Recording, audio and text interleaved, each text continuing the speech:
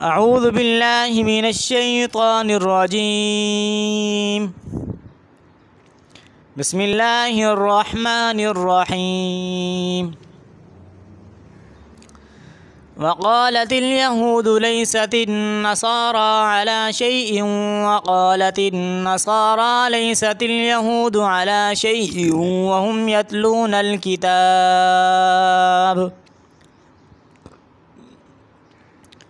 كذلك قال الذين لا يعلمون مثل قولهم فالله يحكم بينهم يوم القيامة فيما كانوا فيه يختلفون۔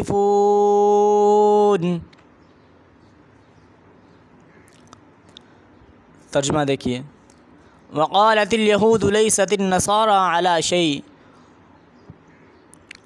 اور یہودیوں نے کہا نہیں ہے عیسائی کسی چیز پر، یعنی دین حق پر نہیں ہے۔ وقالت النصارى ليست اليهود على شيء، اور عیسائیوں نے کہا کہ نہیں ہے یہودی کسی چیز پر، یعنی کسی دین حق پر نہیں ہے۔ وهم يتلون الكتاب، حالانکہ وہ یہود و نصارہ کتاب پڑھتے ہیں۔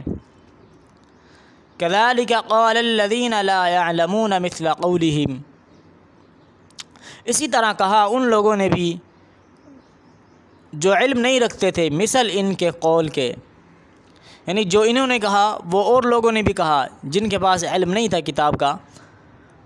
فاللہ یحکم بینہم یوم القیامہ، بالآخر اللہ تعالیٰ فیصلہ فرمائے گا ان کے درمیان، یوم القیامت، قیامت کے دن، فیما کانوا فیہ یختلفون، اس چیز میں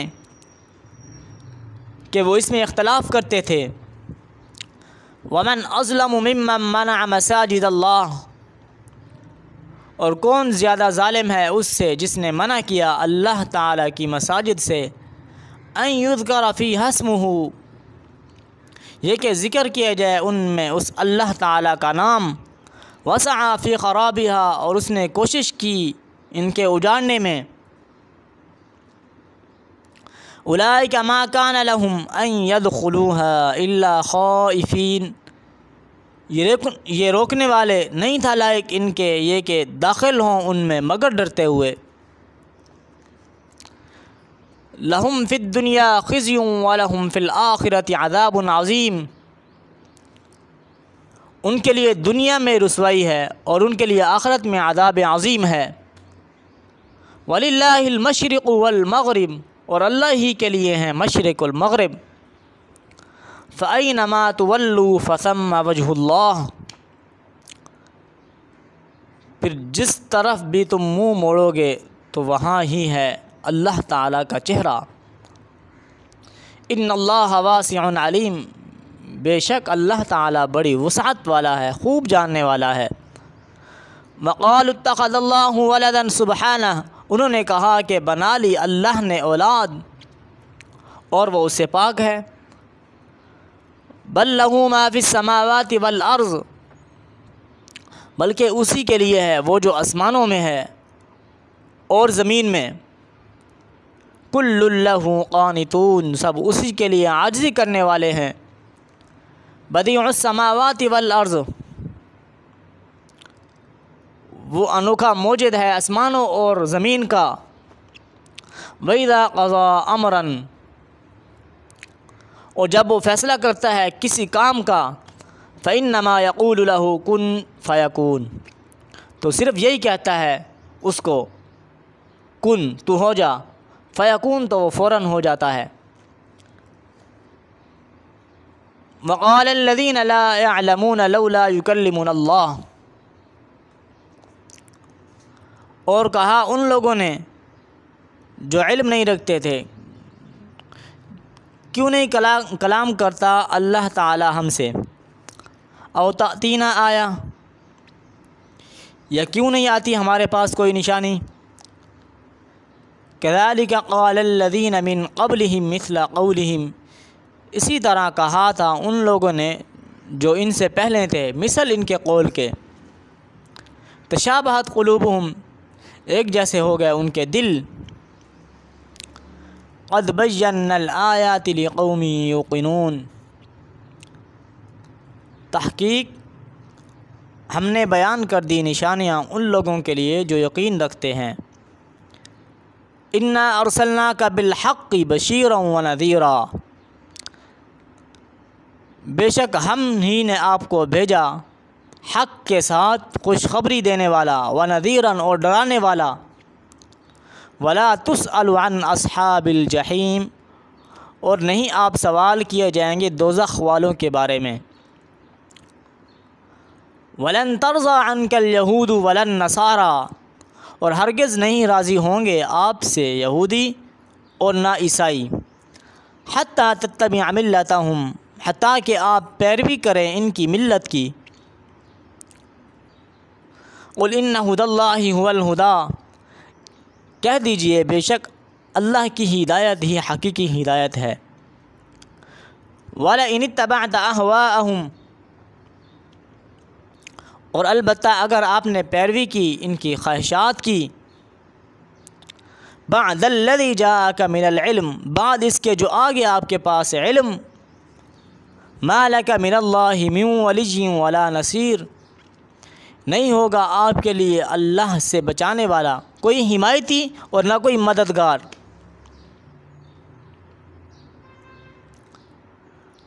الذین آتیناہم الکتاب وہ لوگ کہ ہم نے دی انہیں کتاب، یتلونہ حق تلاوتہ وہ پڑھتے ہیں اسے جس طرح حق ہے اس کے پڑھنے کا، اولئک یؤمنون بہ وہی لوگ ایمان لاتے ہیں اس کے ساتھ،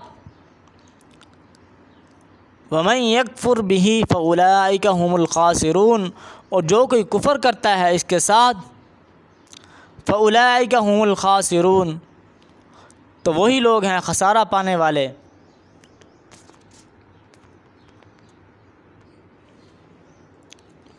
آج کے درس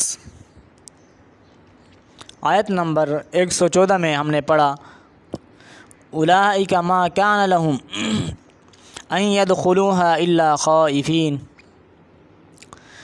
یہ روکنے والے نہیں تھا لائق ان کے یہ کہ داخل ہوں ان میں مگر ڈرتے ہوئے۔ اوپر یہود و نصارہ اور مشرکین عرب تینوں گروہوں کا ذکر آیا ہے۔ یہ تینوں گروہ کسی نہ کسی زمانے میں اور کسی نہ کسی شکل میں اللہ تعالیٰ کی عبادت گاہوں کی بے حرمتی کے مرتکب ہوئے ہیں۔ مثلا عیسائیوں نے شاہ تیتوس کے زمانے میں بیت المقدس پر حملہ کر کے اسے تاخت و تاراج کیا۔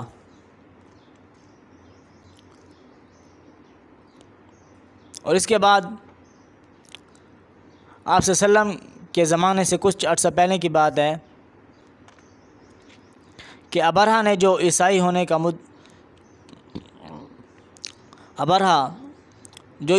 کا مدعی تھا، بیت اللہ پر حملہ کر کے اسے ویران کرنے کی کوشش کی۔ مشرکین مکہ مسلمانوں کو مسجد حرام میں نماز پڑھنے سے روکتے رہے،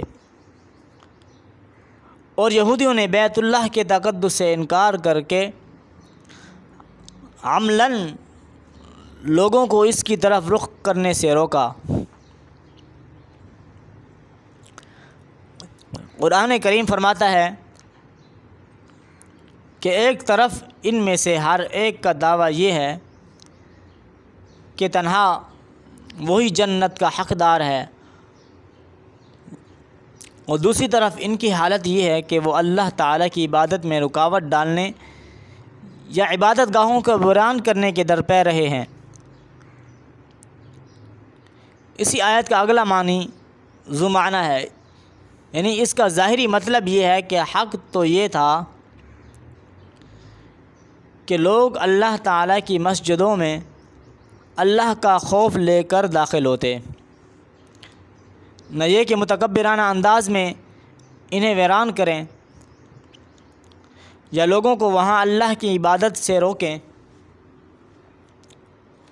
لیکن ساتھ ہی اس میں یہ لطیف اشارہ بھی ہو سکتا ہے کہ عن قریب وہ وقت آنے والا ہے جب یہ متکبر لوگ جو اللہ کی مسجدوں سے لوگوں کو روک رہے ہیں، حق پرستوں کے سامنے ایسے مغلوب ہوں گے کہ انہیں خود ان جگہوں پر ڈر ڈر کر داخل ہونا پڑے گا۔ چنانچہ فتح مکہ کے موقع پر کفار مکہ کے ساتھ یہی صورت پیش آئی۔ اس کے بعد اگلی آیت نمبر 115 میں اللہ تعالیٰ فرماتے ہیں وَلِلَّهِ الْمَشْرِقُ وَالْمَغْرِبُ فَأَيْنَمَا تُوَلُّوا فَثَمَّ وَجْهُ اللَّهِ۔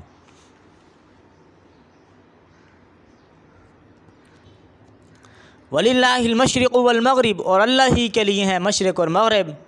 فَأَيْنَمَا تُوَلُّوا فَثَمَّ وَجْهُ اللَّهِ، پھر جس طرف بھی تم منہ کرو گے تو وہاں ہی ہے اللہ تعالیٰ کا چہرہ۔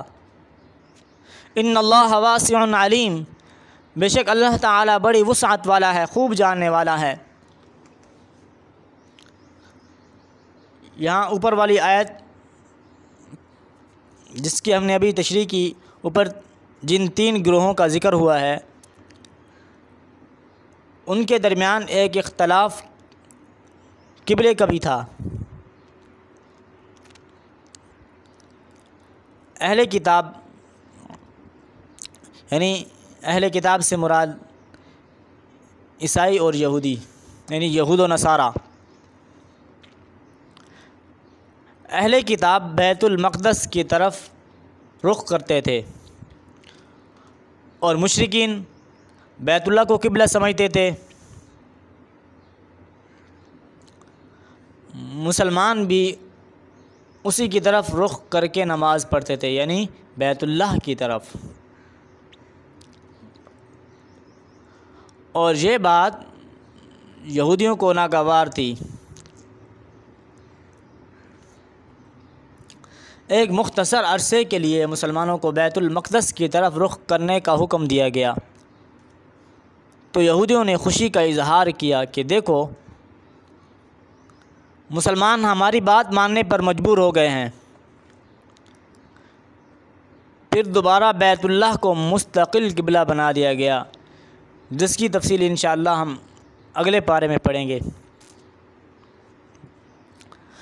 یہ آیت بظاہر اس موقع پر نازل ہوئی ہے کہ جب مسلمان بیت المقدس کی طرف رخ کر کے نماز پڑھ رہے تھے۔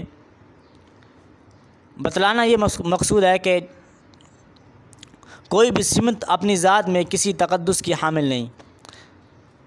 مشرق و مغرب سب اللہ تعالیٰ کی مخلوق اور اسی کی فرمانبردار ہے۔ اللہ تعالیٰ کسی ایک جہت میں محدود نہیں، وہ ہر جگہ موجود ہے۔ چنانچہ وہ جس سمت کی طرف رخ کرنے کا حکم دے دے، بندوں کا کام یہ ہے کہ اسی حکم کی تعمیل کریں۔ یہی وجہ ہے کہ اگر کوئی شخص کسی ایسی جگہ ہو جہاں قبلے کی صحیح سمت پتہ نہ چل رہی ہو تو وہاں وہ اپنے اندازے سے جس سمت کو قبلہ سمجھ کر نماز پڑھے گا اس کی نماز ہو جائے گی، یہاں تک کہ اگر بعد میں پتہ چلے کہ جس رخ پر نماز پڑھی ہے وہ صحیح رخ نہیں تھا، تب بھی نماز دہرانے کی ضرورت نہیں ہے،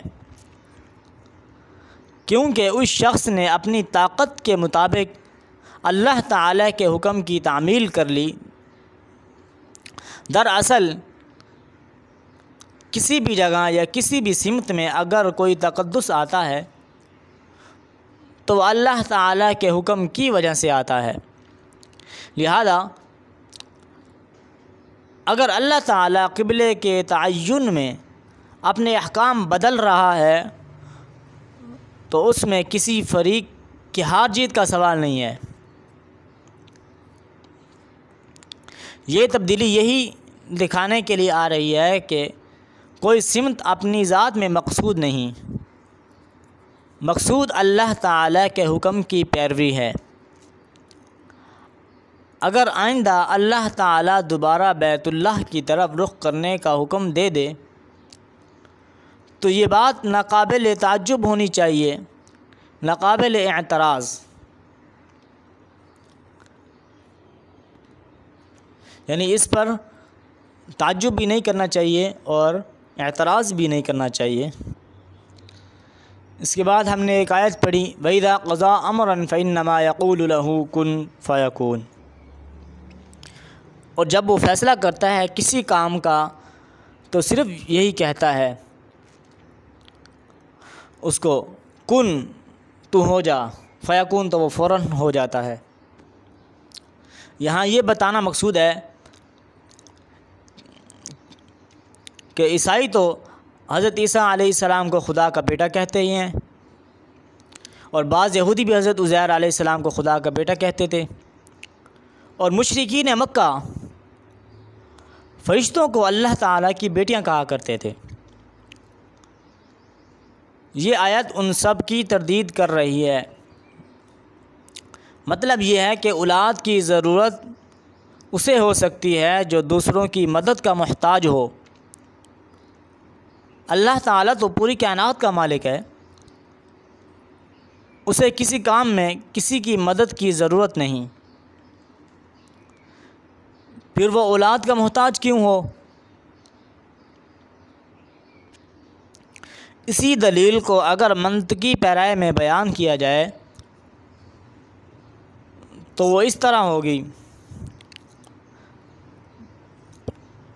کہ اولاد اپنے باپ کا جز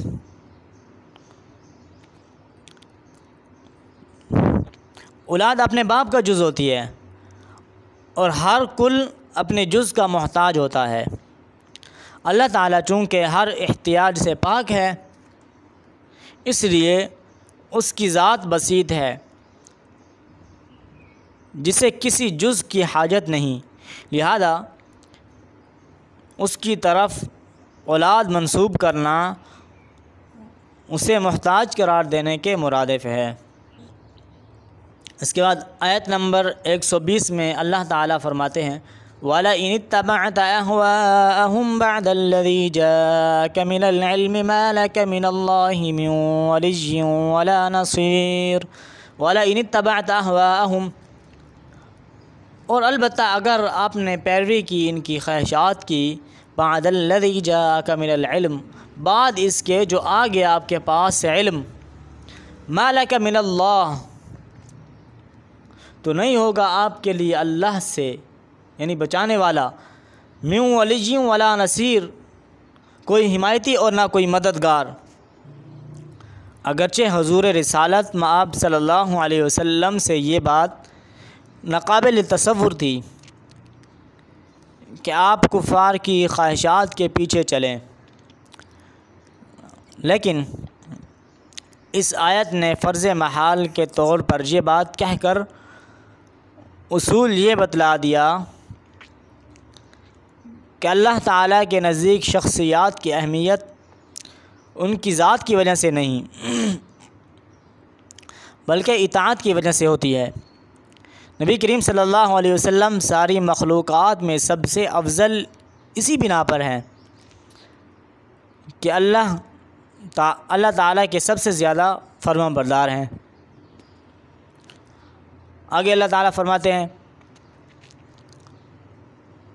الذین آتیناہم الکتاب یتلونہ حق تلاوتہ اولئک یؤمنون بہ، الذین آتیناہم الکتاب، وہ لوگ کہ ہم نے انہیں کتاب دی، یتلونہ حق تلاوتہ، وہ پڑھتے ہیں اسے جس طرح حق ہے اس کے پڑھنے کا، اولئک یؤمنون بہ، وہی لوگ ایمان لاتے ہیں اس کے ساتھ۔ بنی اسرائیل میں جہاں سرکش لوگ بڑی تعداد میں تھے، وہاں بہت سے لوگ ایسے مخلص بھی تھے جنہوں نے تورات اور انجیل کو صرف پڑھا ہی نہیں تھا بلکہ اس کے تقاضوں پر عمل کرتے ہوئے حق کی ہر بات کو قبول کرنے کے لیے اپنے سینوں کو کشادہ رکھا تھا۔ چنانچہ جب ان کو نبی کریم صلی اللہ علیہ وسلم کی دعوت پہنچی تو انہوں نے کسی عناد کے بغیر اسے قبول کیا۔ اس آیت میں ان حضرات کی تعریف کی گئی ہے اور سبق یہ دیا گیا کہ کسی آسمانی کتاب کی تلاوت کا حق یہ ہے کہ اس کے تمام احکام کو دل سے مان کر ان کی تعمیل کی جائے۔ در حقیقت تورات پر ایمان رکھنے والے وہی لوگ ہیں جو اس کے احکام کی تعمیل میں نبی کریم صلی اللہ علیہ وسلم پر ایمان لاتے ہیں۔ آج کا درس یہاں ختم ہوا، اس کے بعد انشاءاللہ آئندہ نشست میں حضرت ابراہیم علیہ السلام کے کچھ حالات و واقعات شروع ہو رہے ہیں انشاءاللہ، جس کو ہم آئندہ درس میں آنے والے سبق میں انشاءاللہ ہم بیان کریں گے۔ وآخر دعوانا ان الحمد للہ رب العالمین۔